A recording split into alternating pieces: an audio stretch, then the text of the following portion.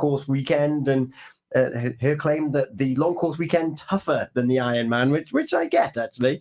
And something that's already ongoing is, of course, the T20 World Cup, and something that's not afraid to start is T20 right here in Pembrokeshire. Gordon, I'm going to start with you. This is your favourite format of cricket. Oh, definitely. I've always promoted the shortened version of cricket. Let's get it done, get it over, and get in the bar. Simple as that.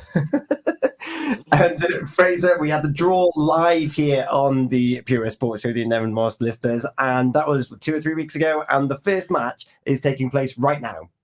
That's right. Just waiting for the score to come through. Actually, here the Hurricanes against the Pembrokeshire Seniors, which suggests it's gone to the wire. That it hasn't come through yet, Tom. So an exciting first night, and the rain's just about held off. Would have been typical to come down, wouldn't it?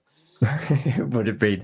And then this T20 tournament, it's coincides. There's a lot of cricket played here in Pembrokeshire. Fraser, do you think it's an advantage for the clubs that take part? Because it's utilised in different ways for different clubs, isn't it? Definitely. I think it depends what reason. There are clubs who use it as an advantage to give lesser members or newer members or youngsters a game. It exposes them to cricket, exposes them to a format where they have to be innovative and attacking, and that comes through on a Saturday. We're seeing bigger scores now, and then for those clubs who've got serious ambitions in Harrison Allen and Dougie Morris, Alec Collins, someone, it helps with that too, because it does help your attacking instincts. I know Gordon said it there, and he is right. It does, bring an extra side to your game, and I think that is coming through in 40 over cricket now. We're seeing a lot more attacking scores, a lot higher scores than we did say 10, 20 years and obviously ago. Getting rid of the draw. Exactly. There's a definite advantage to taking part in it. Being able to take part in it isn't so easy. Obviously, you're committing, full size to weeknights alongside so much other cricket as well. But if clubs do have the resources to do it, good luck to them. Yeah, well, if that result does ping in the next 5 minutes, Fraser, you the breaking news will come by you on that one. And then the other matches, I don't know if you've got them to hand there, but there's the two groups, as we know, which ends in a finals day, which is usually good fun. Yeah, absolutely. Yeah, 2 semi-finals and a final on the day, but a bish bosh bash. It's very good. That was actually been rained off a couple of times. We had a bowl off as well to decide the tournament. But no, it's an exciting day. It is the format now that kids are watching T20 World Cup on at the moment, and it is the way forward. I think there's always a place for the longer form for league cricket, but certainly these competitions on the side are getting more popular now. I love that. And T20 World Cup ongoing. Afghan surprising the Aussies, but the Aussies are still in it. Yeah, all depends on tonight. Afghanistan beating Bangladesh, and our friends from down under are going back home. Oh, who would have thought that in cricket, hey? If that score result comes in, we will, of course, give that to you along with the scores every week on this T20, along with the other cricket tournaments that have been ongoing as well. But we are going to finish the show on a bit of on a very somber note, following the tragedy on the A477 featuring Adam Muskett and Katie Worrell. Fraser, I don't think it can be overstated just how much of an impact Adam had on sport in Pembrokeshire.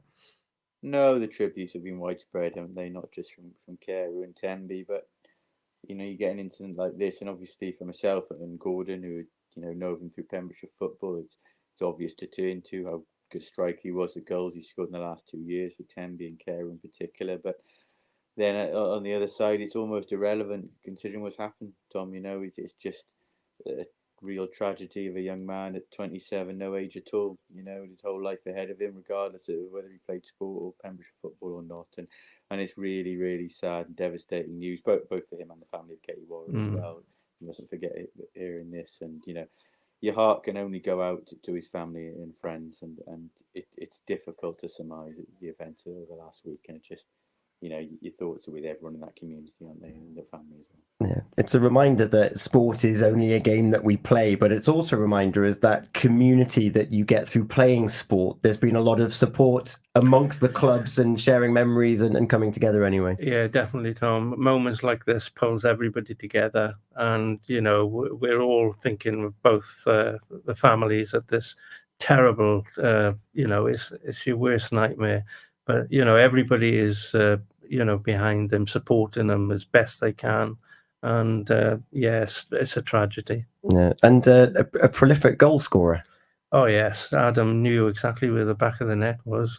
He was very potent in front of goal.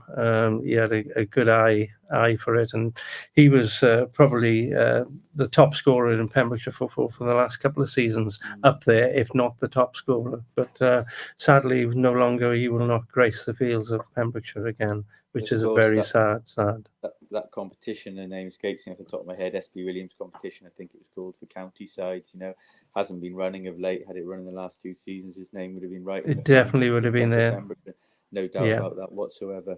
That's how highly he was rated, and he deserved to be rated highly because his goals almost carried Carew to a West Wales Cup final last year. It did. Took Tenby prominent in Division 1 this year, and it's a sad loss for Pembrokeshire football. Obviously, a much sadder loss far beyond football as well. A really sad loss, and thoughts going out to all the family and friends affected in the football fraternity here in Pembrokeshire. Thank you for sharing that with us on the Pure Sports Show. Turning our attention to sport over the next 7 days, what are the things that we should be keeping our eyes on? Well, we've got a week of Euro 2024, haven't we? Before we have the knockouts, and then it's on to cricket this weekend, and a couple of endurance events knocking around as well. So it's all go in the summer. I can tell you that for nothing. All go in the summer. Gordon, where are you going to find yourself this week? I'll be out and about around the cricket pitches in Pembrokeshire, seeing what's going on. So yeah, I'm out every week. We should mention our friends at Whitland Thirds as well, all out for 5 last week. Brought in the big guns this week and made it to 47. So well done, lads. Well improved. Much improved, Fraser. That's progress in a week. We do like progress. We'll be progressing to the Pure Sports Show Eaton-Evans and Morris at the same time next week at 7 o'clock every Monday. Let us know how you're getting on in your sporting world here in Pembrokeshire.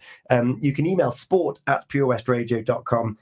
We'd love to hear what you're getting up to. But for now, with thanks to Fraser and Gordon and our great guest, Nicola Coates, you can listen back to the whole show. We caught up with Nayland Judo and also more on the Valero Sevens with Fraser in the first hour. For now, though, we're handing over to Tim Cooper. It's the Red Thread here on Pure West Radio. Thank you very much, gents. Cheers, Tom. National Injury Awareness Week on Pure West Radio in association with Howell Solicitors.